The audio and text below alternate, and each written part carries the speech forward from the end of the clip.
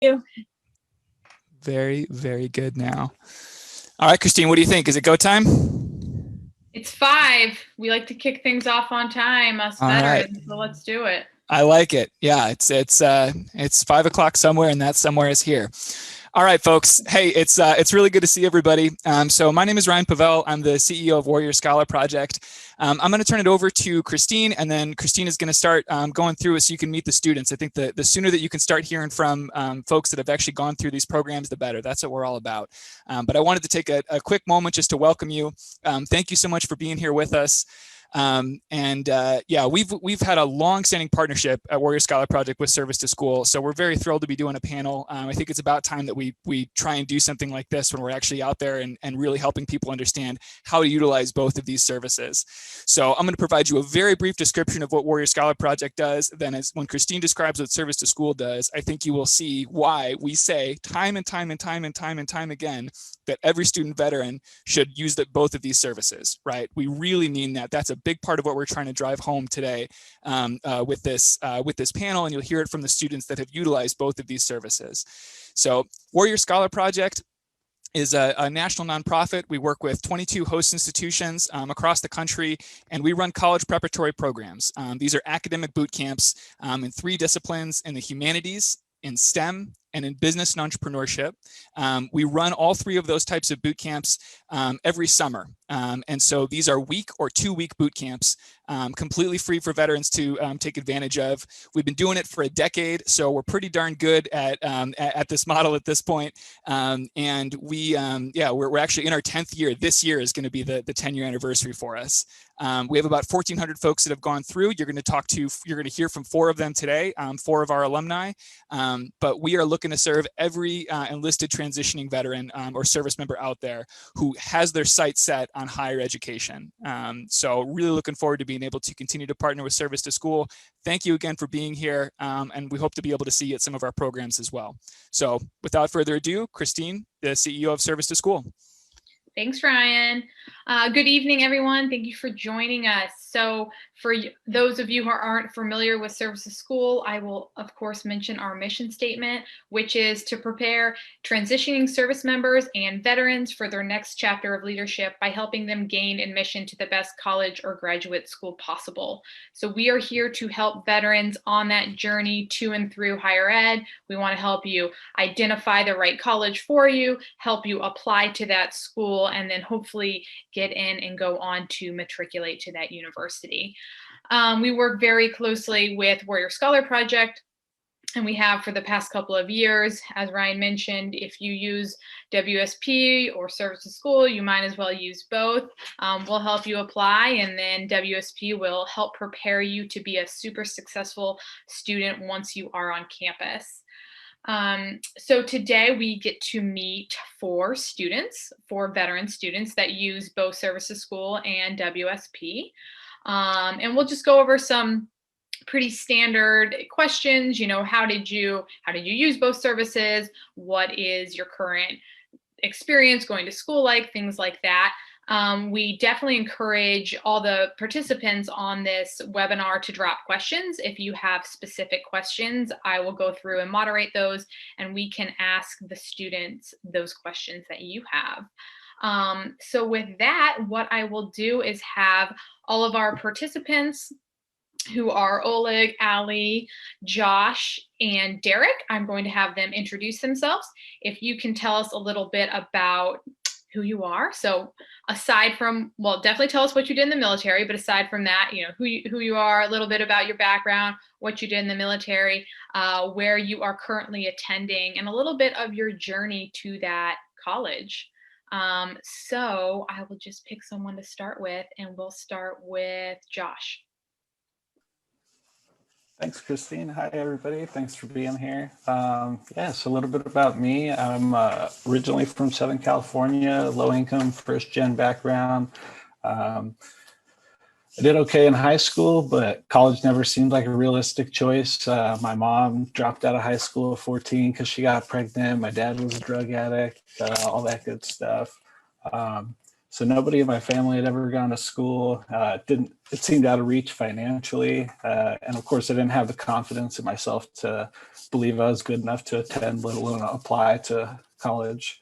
So I enlisted in the Army in 2008, 1 year after high school, mostly for opportunity and to escape the hometown trap. I was a combat medic. I served in Fort Carson, Colorado first. Then I spent a year in Afghanistan, and then I spent 4 years in Germany. Once I got to Germany, I started struggling with depression, anxiety, PTSD, even like insomnia. I found out I had ADHD. So I just went down like this really bad path, and I ended up getting kicked out of the Army. Ended up with a general discharge, and I had this really, I guess, outsized importance that I put on my discharge. Of course, it was a big deal, and I was embarrassed by it and everything, but I thought it meant more than it did. So I moved back to Southern California, moved into the in-laws extra bedroom, trying to figure everything out.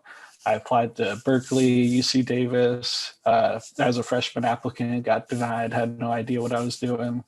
And finally came up with a plan, moved to Northern California to be close to good schools.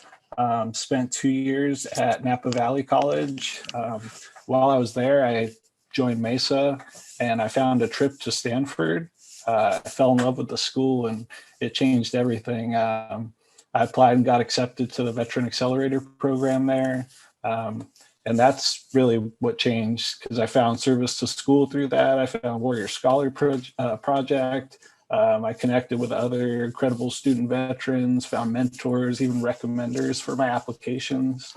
So anyways, I applied to 7 schools, got no from Yale, Columbia, Northwestern, University of Chicago, UPenn, got a wait list from Brown, and then I got a yes from Stanford, which was my top choice. So now I'm studying environmental systems engineering with a freshwater focus and trying to pursue a minor in Arabic as well. I also work in the office for military affiliated communities on campus, and I'm the social media coordinator for the Stanford Undergraduate Association of Veterans. It's like their fancy name for the Veterans Club. Yeah, thanks. Awesome. Well, thank you for sharing. That is quite a journey, and I'm hoping you're loving Stanford. It looks like it's in your background, so you must be. Awesome. So Allie, could you tell us a little bit about yourself? Hi, everybody. My name is Allie Giraudo. I'm originally from Northern California, right by Stanford, actually, a couple of blocks away. Before that, though, my journey started in Russia. I came to the States in 7th grade, I believe, so I didn't speak any English, and that was a journey on its own. I wasn't sure if I'm ever going to go to college. But slowly and surely, I kind of climbed the steps, learned the language, and then applied to some schools while I was in high school. Did okay in high school, but I was so uncertain about what I wanted to do. I was very curious about healthcare, and wanted to have some hands-on experience before committing fully to either med school or LVN or nursing school or something like that. So I was fortunate enough to get that experience, and I was a hospital corpsman for 7 years. I served in Bahrain. I did a deployment to Southeast Asia, as well as was stationed in Balboa for a while there. What I realized is that I got that experience for healthcare, but I'm kind of trying to do something a little bit different now. And so I want to use my experience in healthcare and apply it more maybe towards like social work route. So I'm hopefully going to become a clinical social worker, and currently studying at University of Chicago in their comparative human development program, or maybe psychology. I'm still a little uncertain. It's my first year, so I'm still taking most of my core requirements at the moment. But that's me in a nutshell. Thanks, Allie. And next up, we have Derek. Thank you, Christine. Good evening, everyone. My name is Derek. I was born in Brooklyn, so you might hear the Brooklyn accent, but I grew up in Miami. So that's the only thing from Brooklyn that I have is the accent. other than that, I'm a Miami kid at heart. Grew up in Miami. Grew up in the era of hurricane football, and it's all about the U. I wasn't very good at high school. I barely made it through and graduated. I think I graduated with the minimum you needed to get a high school diploma, and I was a 2.1, 2.2. And that's how I got through high school. Became a dad at 19, and didn't really have much of a future. And my parents didn't go to college. When I graduated high school, I stumbled into a summer college prep program. I bombed miserably. I got kicked out of school, and it was just a hot mess. I said, okay, I need to grow up. I need to get some discipline. I need to become a man, become a father. And so the Army was the way to go. I figured that'd be the best way for me to kind of, be able to provide for my family and have that kind of personal growth I was looking for. Plus, I thought it'd be at least a cool way to get some marketable job skills. So I went the computer route. I was a, comms in the Army. But if you are familiar with how the Army works, you might have an MOS, but that's not your job. So I got stuck in a vault and didn't touch a computer for, the first few years of my career. But I knew college was important. I just didn't know how to go about it. And, initially when I was in the military, I did school part-time because I needed to get promoted, right? I had mouths to feed. I had a family to take care of. So, getting my associate's degree was just, get those, max out my promotion points and get that civilian ed out of the way. I knew I had control in that. And that's all I did. But when I got out in 2015, after serving 11 years, the only thing I could think of was, let me use my GI Bill. Let me get the BAH so that I can keep food on the table for my family until I figure out my next move. So I went to community college, muscled through, brute force. I was a little bit more mature and disciplined, but it was a struggle. Dealing with emotional, physical, and mental issues resulting from my service. It was a struggle, and so had to go through other resources and get my life in order. And then, lo and behold, I met a mentor that told me to apply to the University of Miami. That was my dream school since I was a kid. I always felt it was out of reach. Never thought I could ever go to a private university, let alone, have the academic capacity or the financial support to do that. And with the GI Bill and the Yellow Ribbon program, I was able to go to UM, my dream school. I just graduated with my bachelor's degree in political science.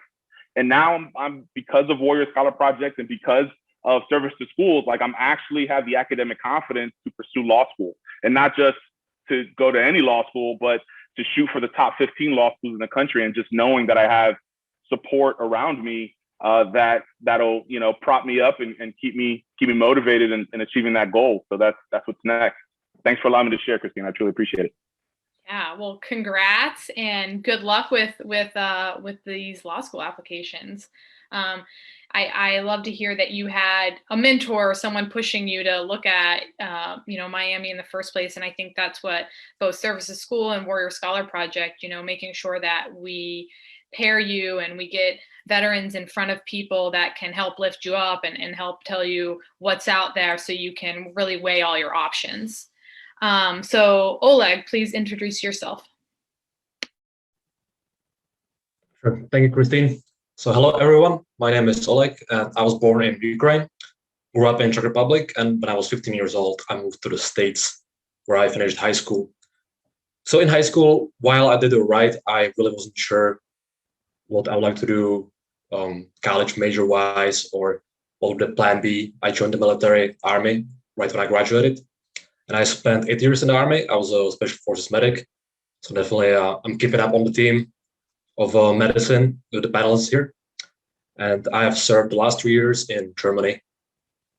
So as I was sort of closing to the end of my service, the 8 years that I did, I knew the college was always on the back of my mind, but I really wasn't sure where should I apply. And I definitely, growing up, and even when I was serving, I would never think that I could really be applying to schools like Harvard, UPenn, UChicago, or some of the smaller liberal arts colleges like Bowdoin or well, some of them escape my mind, but really the school to service just gave me the confidence to apply and to consider some of those institutions and actually even know that I can afford them and that they do want veterans in amongst their student population. That definitely gave me a lot of confidence. And the whole support structure in service to school with my mentor and also Jim Selby, who's here, that was throughout my journey. It was pretty stressful as I was getting out because I definitely didn't plan my schedule right. And I was still trying to take some college classes just to show sort of academic readiness to when I will transition to college. And I also was taking the SATs, and the applications were due right when I was leaving the military because I tried to extend so I had more time, but that just didn't really work out. And then, of course, the pandemic happened. So it was definitely very stressful times, but the support I got both through S2S and the Warrior Scholar program, which I did, the Yale and the Harvard programs, that was a STEM and humanities. They definitely helped me out a lot. And going to Warrior Scholar, which was remote, but getting to meet other students who are applying to different schools or they're already studying at them, that was definitely helpful just to hear about the different financial aid options, such as the vocational rehab, and just to see what the experiences were, maybe how would I fit in the classroom, being an older student, and just being there around the veterans. That was a great experience, and I really appreciate the opportunity to be part of the both programs. At Harvard, so right now I'm studying applied math, economics, but I'm still exploring different options, possible engineering. I'm part of the Veterans Undergraduate Organization and also the Financial Analysis Club and the Review of Philosophy Journal. Awesome. Thank you. You touched on a lot of good things like timelines and, things that make applying to college super complicated for veterans. So we'll maybe touch on that a bit more.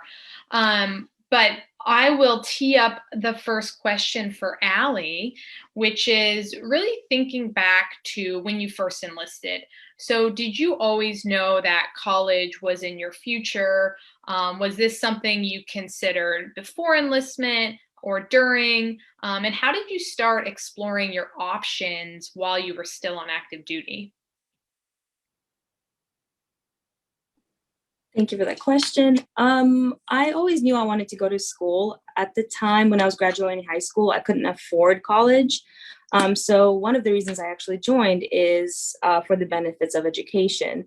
And shortly after, I could have done the 5 years that's required for the corpsman to do, but I was still so uncertain. I felt like I still needed to be in the service to figure out exactly what my passion is. And that's the most difficult thing. And to be honest, now I'm still trying to figure it out. I'm still taking the steps forward. And I think being at University of Chicago is helping me. So I knew that I wanted to go to school. I just didn't know when. And there was a time when I realized that direct patient care wasn't my passion anymore, but I do want to be in a hospital setting. I do want to help people. So I wanted to utilize my skills and my experience so far and kind of figure out a way to apply it. And for that, I knew I had to get out and I had to apply to school and continue my journey. And my first step, I think, was actually researching schools that were yellow ribbon schools and being kind of doing a little bit of networking and doing my research on actual yellow ribbon participants who are fully unlimited, giving their yellow ribbon benefit to all students. Not, some schools claim that they fully support veterans, but not all schools truly do. And then matching that list against the programs I was kind of interested in is kind of what aimed me to my final. I think I had a list of 30 schools, and then I finally got down to 6 schools. And it wasn't very easy because my fiance is also a veteran and he's also now at University of Chicago, and we were applying together to most schools. So there was another aspect of that we had to consider. We will have at some point a future family, and we wanted to be in the city that we both enjoy. And so it kind of also had to be restrictive in the way that it had to work for both of us. And he has completely different interests than me. So it was a little tricky, but it got me there. And I attended Warrior Scholar in 2019 at Syracuse, and that helped me tremendously. And then I learned through Warrior Scholar about service to school. So I started to work with service to school, and that helped me hugely as well. And then my fiance as well started working with both. And so we together kind of use both systems to get to where we are now together. Awesome. Yes, yellow ribbon funding is huge. Understanding which schools have it, if they have it available to you, because they could have it for graduate programs and not undergrad, and vice versa. If you're eligible for it, all of that can be complicated. So encourage everyone to take advantage of resources to learn more about yellow ribbon. So Derek, what about you as far as thinking back to when you first enlisted? I know you mentioned a little bit of this in your intro, but at what point did college become part of your future and that you were really working towards it while you're on active duty? Yeah, I mean, I think for me, again, I was short-sighted in terms of doing community college, just taking classes to max out my promotion points. Like I really didn't have, a plan and say, okay, well, here's the future that I want. I mean, I was, thankfully, the Army gave me the opportunity to realize that I didn't want to work with computers and work on servers and things of that nature. I wanted to, I enjoy people a little too much to be a computer guy. And it gave me the opportunity to kind of have that experience and that exposure, especially like the diplomacy and things of that nature.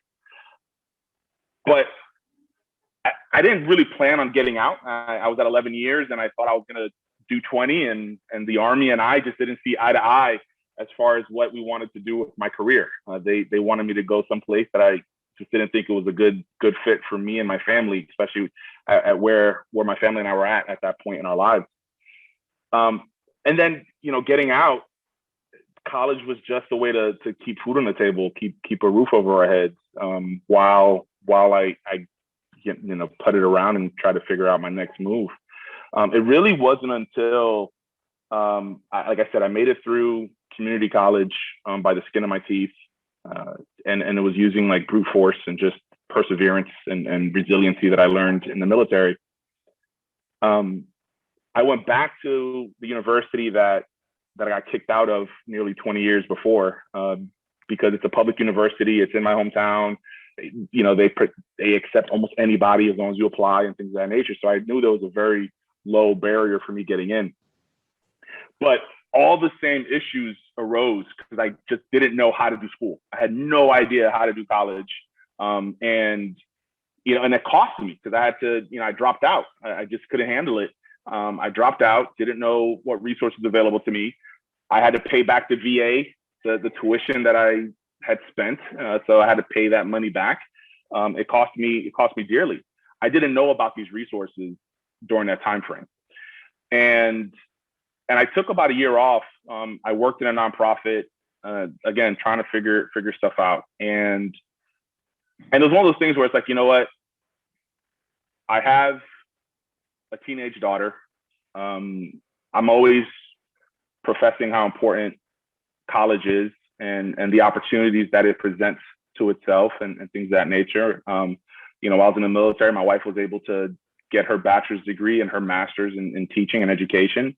So she had the education piece. And I just felt like, I just need to do it.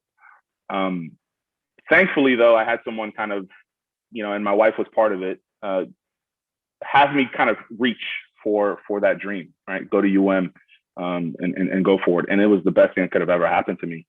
Just the fact of, being at your dream school and then being, I always joke and say, have you ever had that feeling of, I wish I knew then what I knew now? And I actually had to live that experience, right? Like I was actually going to college with all the experience of being an adult and the things that I had missed out on, and I was able to take advantage of. And finding Warrior Scholar Project, who taught me how to be a student, who taught me how to use the resources on campus, talking to other student veterans.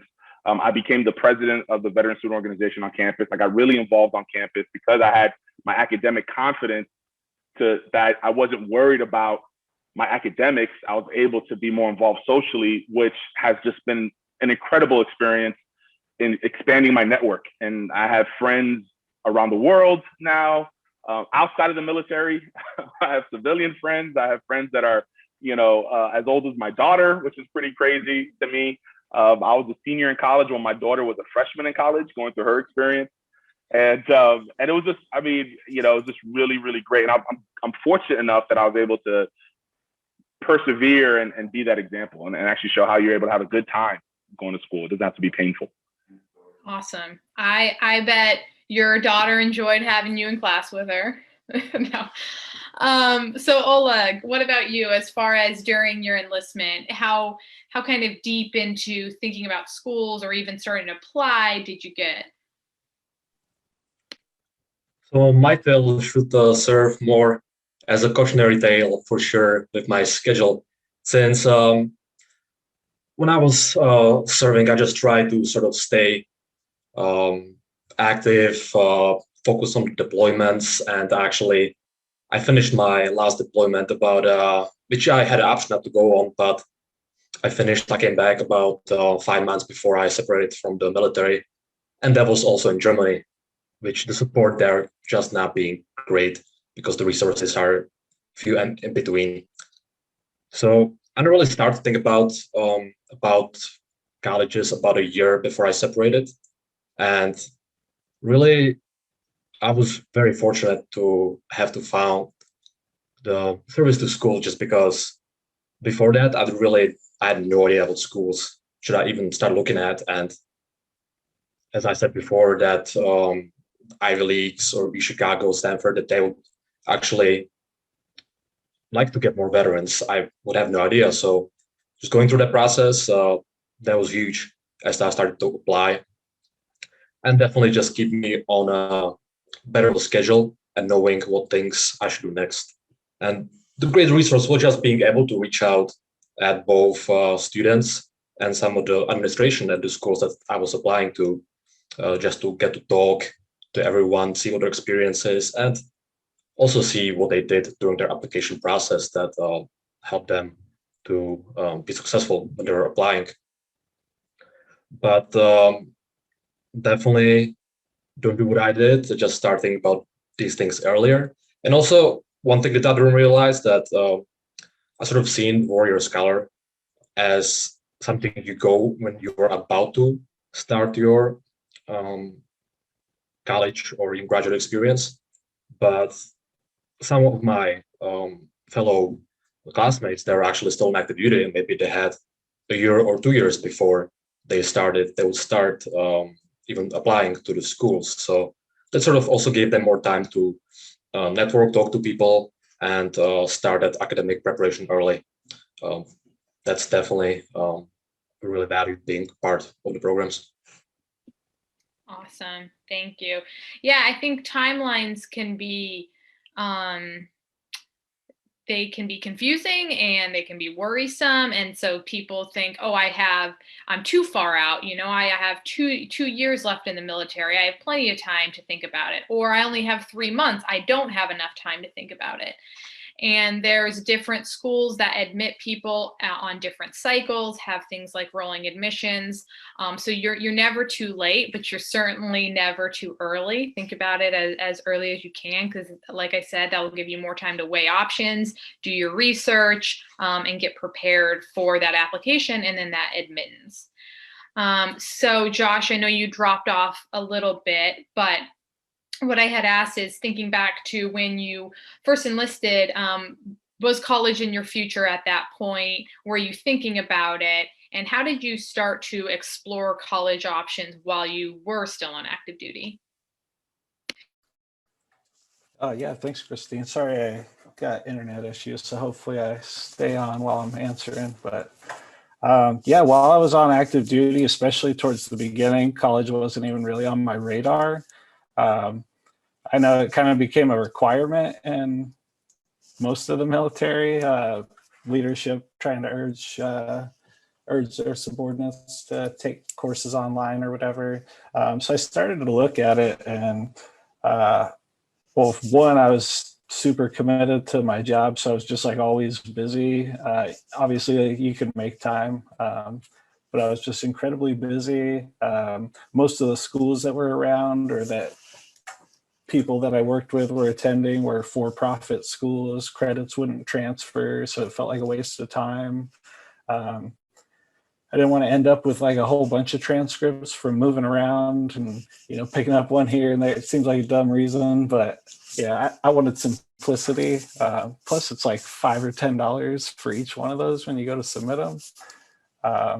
And then I also wanted to be able to apply as a freshman, which turned out to not be a big deal. But at the time I thought it would have been beneficial. So I didn't want to rack up random credits at random colleges, I guess.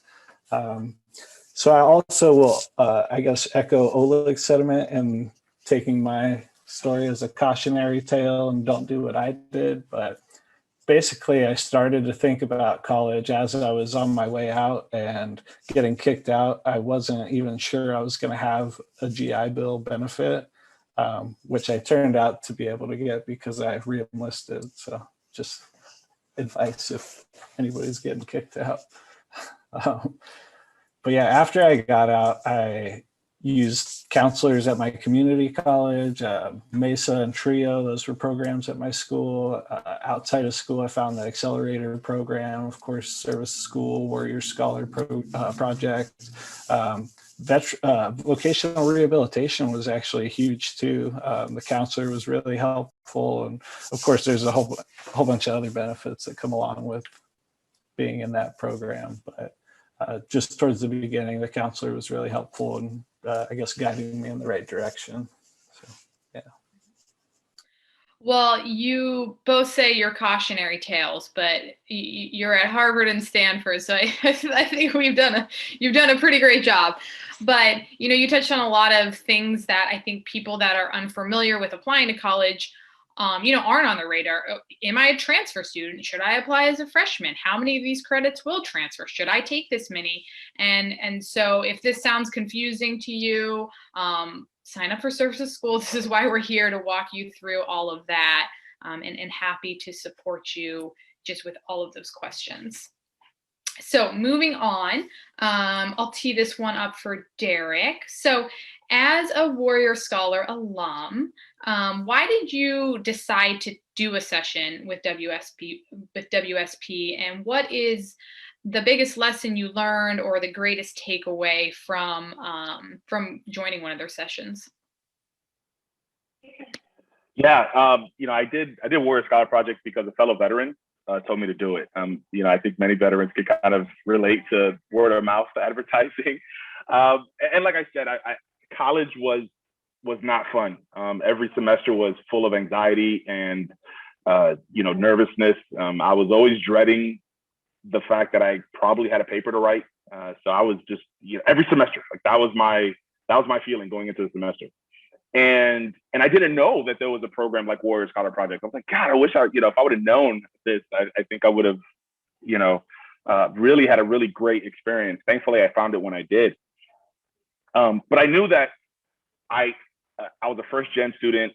I didn't know how to do college.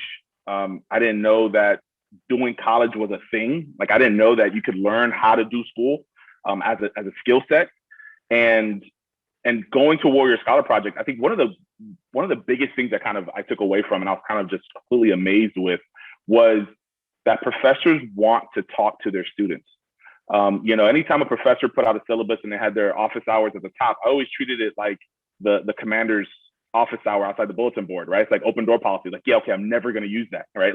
Like, okay, that's cool, Commander. I'm never going to use the open door policy that you have on your bulletin board because I know that's to check the block.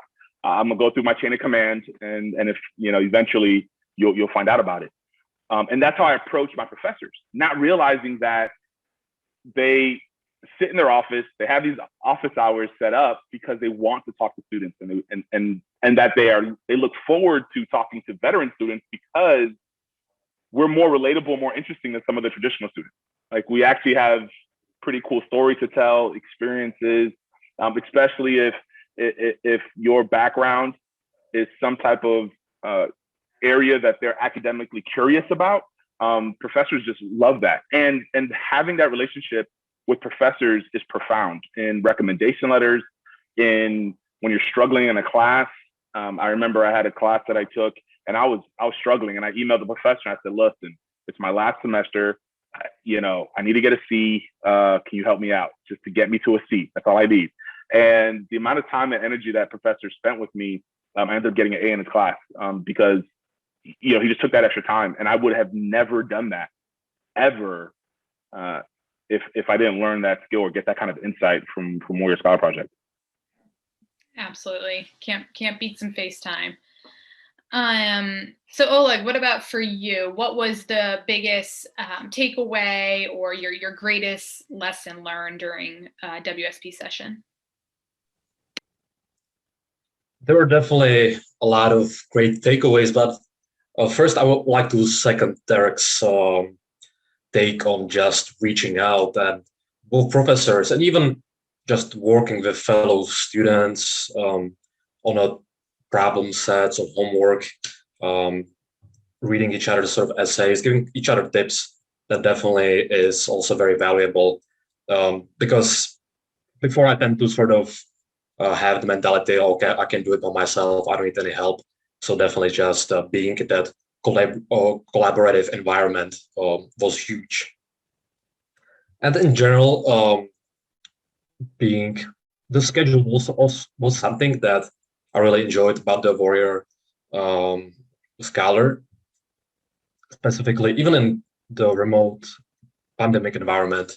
I was worried going to Harvard. I haven't taken any classes for years, really, and doing it over Zoom, I really didn't know if I should even start college at that point.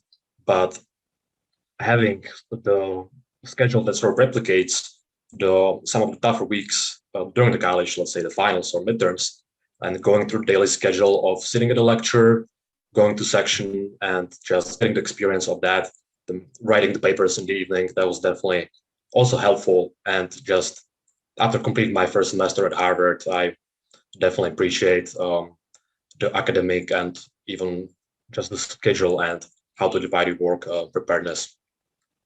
And then just really talking to fellow veterans and hearing about their experiences and how they maybe tackle some of the problems during the transition, and just being in the classroom was also great. Awesome. Yeah, I think, WSP and Services School, we have these now mini cohorts of alums that all get to know each other. So that's really fun to see, and you all get to meet when you're on campus. So Josh, how about you? What was your biggest takeaway? And then did you go in person? Were you at an in-person WSP session? No, I also did mine virtually this past summer. Derek was actually one of the, I don't know what the word is, like the team leads or whatever. Yeah, he ran it. Yeah, basically I heard good things about it, and it wasn't until later in my college journey, I guess, at community college that I heard about it. And yeah, I guess last summer was like the earliest opportunity for me to go, but I had already been accepted to Stanford by the time I was going. So I just would say don't ever think it's too early, but also don't think it's too late to go to Warrior Scholar Project, because even though I was already accepted into Stanford, like I really wanted to try to hone my skills, not just like academic skills, but interpersonal skills. And then, yeah, just echoing what Oleg and Derek said about like working on a team. I don't know, maybe as being the oldest child and then being a medic, a lot of times you operate independently without people relying on you. You just have to make sure all your stuff's taken care of. Yeah, I didn't really want to work with people, and I was reluctant to go speak with professors. And yeah, Warrior Scholar Project definitely helped me overcome that, and I guess rely on others to complete my own tasks. Yeah. Awesome. So there's a theme, which is once you become a student, it's not a one man, one woman show. You have a lot of people to support you. And then Allie, how about you? What a session did you attend, and what was your biggest takeaway and greatest lesson learned? So I went to the Syracuse class of 2019 in the summertime, and it was the humanities track. I think my biggest takeaway, I mean, there were so many, but what stood out to me the most is just the kind of text we were reading, and the kind of environment the professors created, and they made it such a welcoming environment. And talking about research with them individually, they made it seem like it's completely possible for us to do whatever we wanted to do. Whereas before, even including the service, you think, you just have to do your job and then you get paid and then you are on to better things after that. But to know that you can explore your intuitive, maybe like passions and things you've always kind of been curious about. They made it seem like it's possible if you are given the resources or if you seek out the resources through those schools. So I think that was my biggest takeaway, and I'm hoping to pursue that. I'm still baby at this university right now, but I'm hoping to pursue those things that I admired about WSB during my time at Syracuse. Awesome.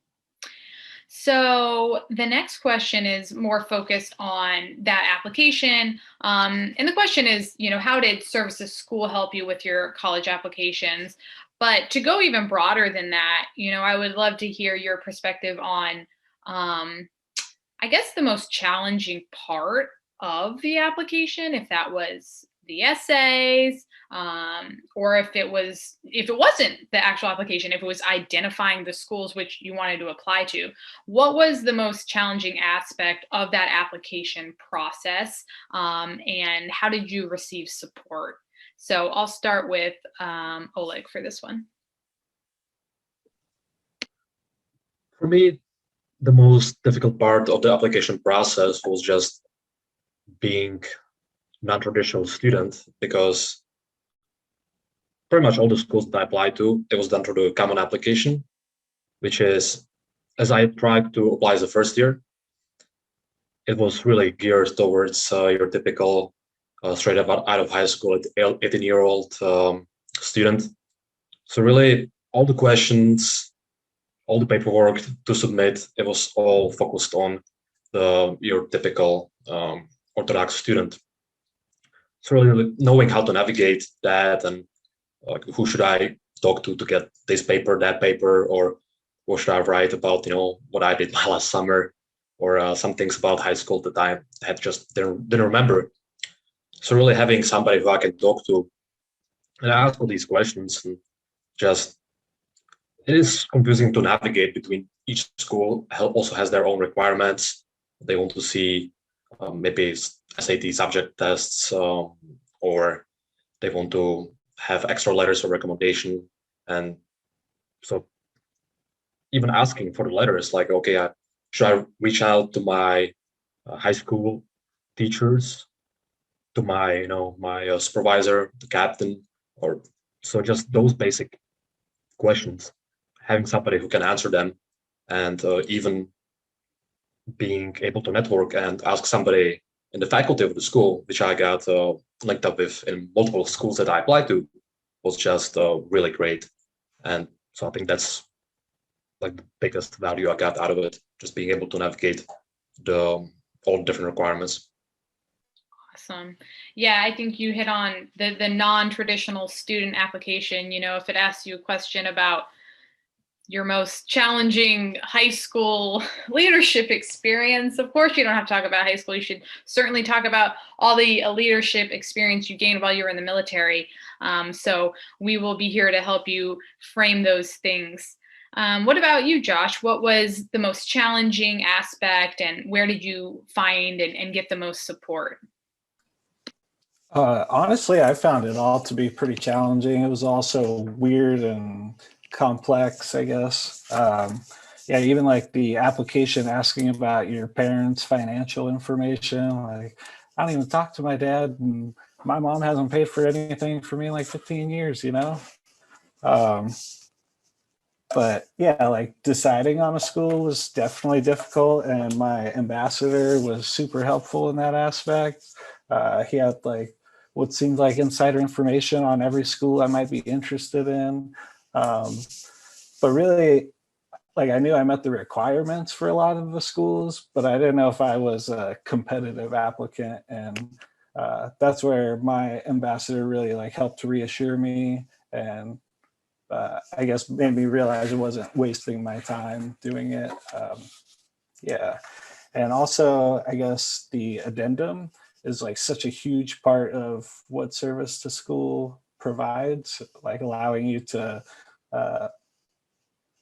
describe your entire military experience, which you can't really do on the application very much.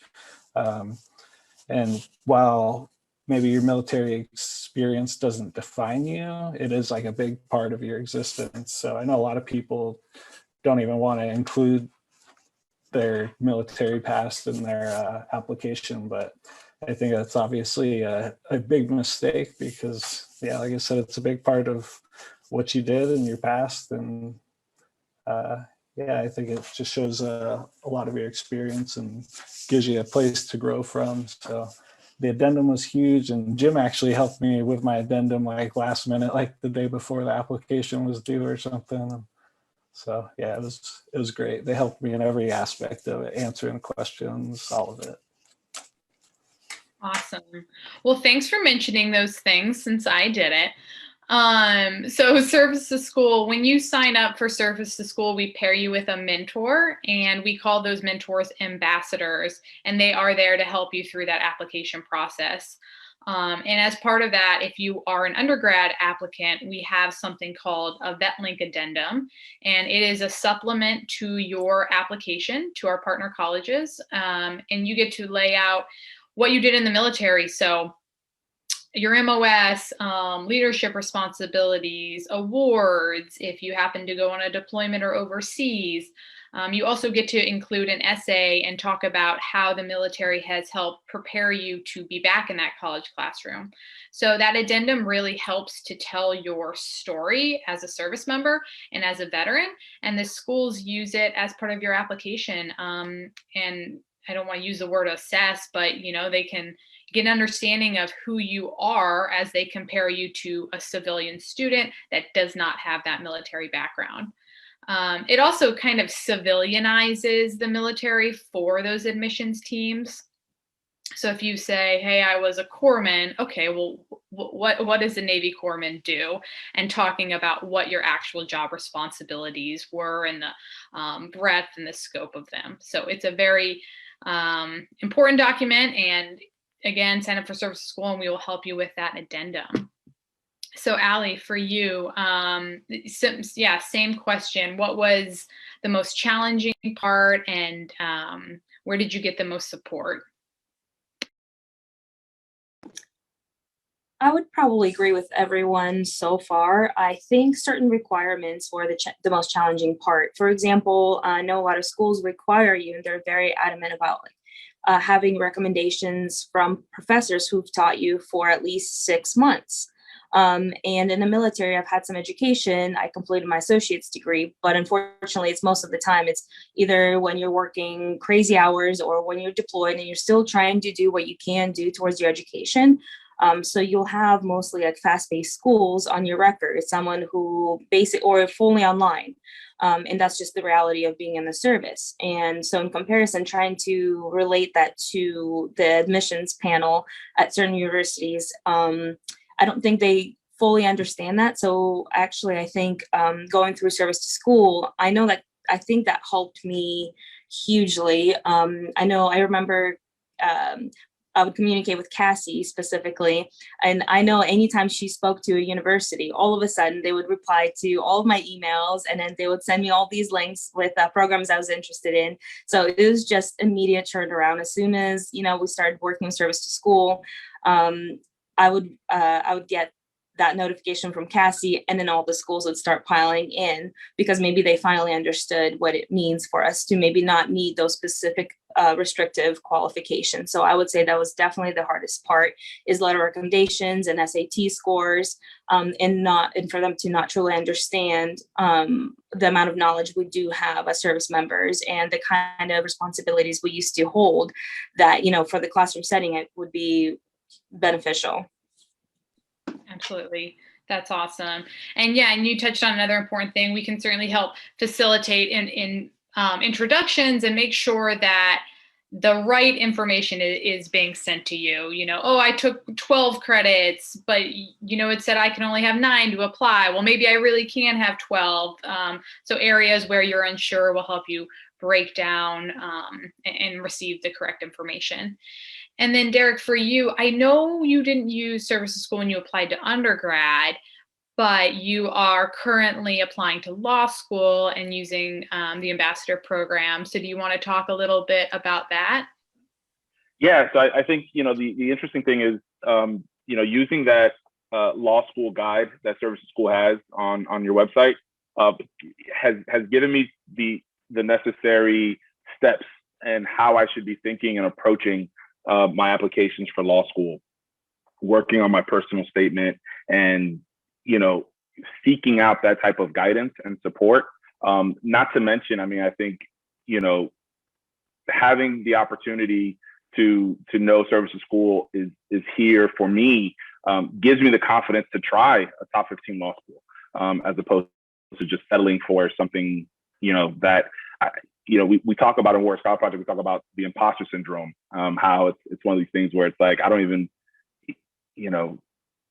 who do I know that's a lawyer? That's like, who do I know that attended, a top 15 law school? And you step into an environment where everyone looks at you like, why wouldn't you? It's just a surreal experience to be around people, Harvard, Stanford, Chicago. It's just like, are you like, here's my network of friends. Like, it's crazy to me. I remember my buddies in the military and we were trying to figure out, how many Four Locos someone could drink on a Friday before they passed out, right? Like, that was like the extent of the type of conversations we had.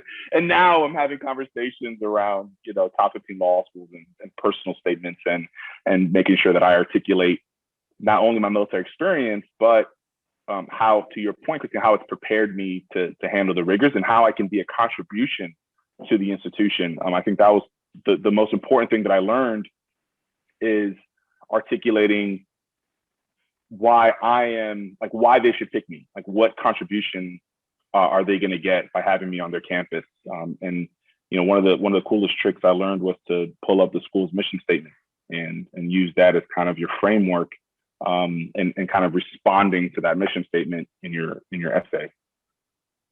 Yeah, awesome. That's cool. I can't steal the Air Force motto, aim high. I don't know, that might be copyrighted, but yeah, shoot for the stars, right? What do we have to lose? And apply.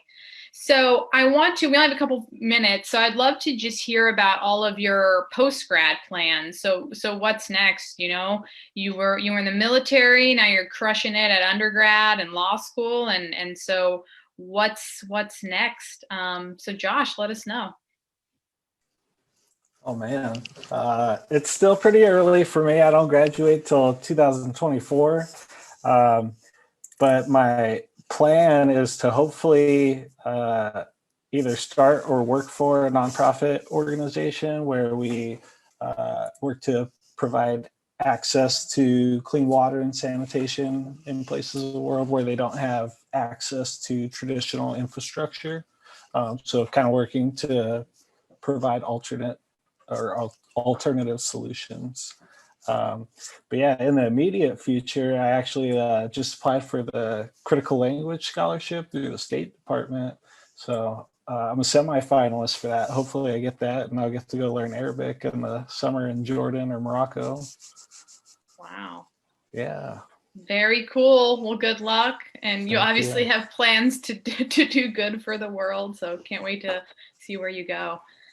Allie, how about you? I'm kind of in the same boat with Josh. I'm going to be graduating hopefully in 2024, but I'm entertaining this program that they have at University of Chicago, and it's a mixed master's and a bachelor's program. It's a 5-year program for clinical social work. So I'm very interested in that, but that means sometimes taking 5 classes at the same time. And at University of Chicago, that's kind of, I think, nearly impossible if you want to have a life outside of school. So I'm kind of entertaining that option. Maybe later on do a little bit more research and find my footing in that field, and then kind of go from there, take the next steps. Awesome. Well, of course, we look forward to staying in touch with you as well, and your husband at U Chicago, power couple. Derek, what about you when you're thinking through law school? Is there an area of law that you want to go into, or policy, anything? Are you thinking that far ahead?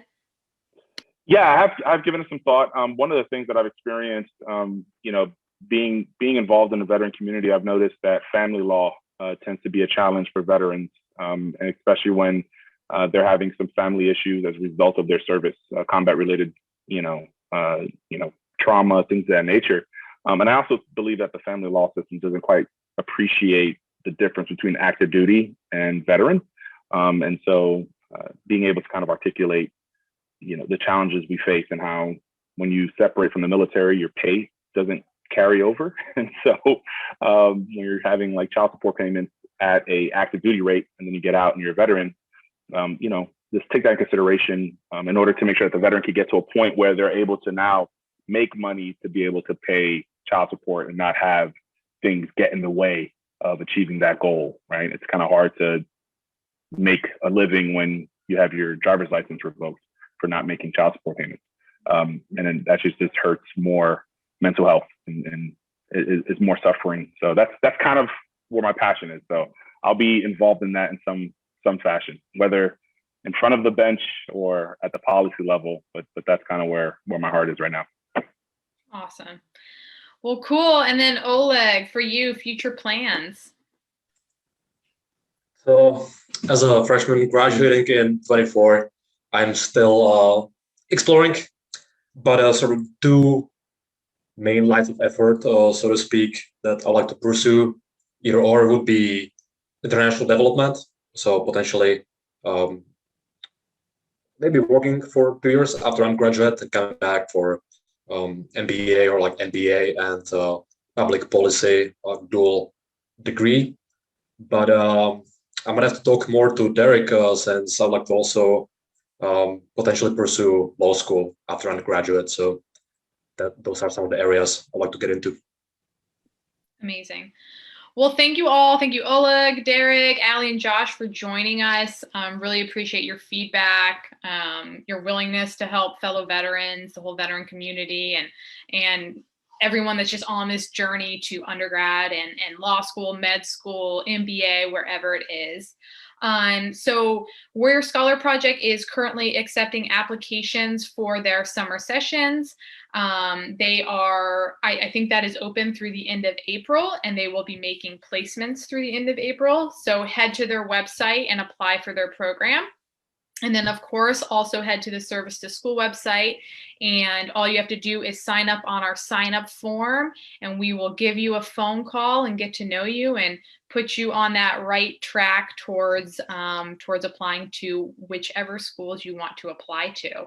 And then check us out on social media. We post a lot of things on Instagram, Facebook, LinkedIn, a lot of events and resources on those channels. And have a great evening, and thanks for joining us.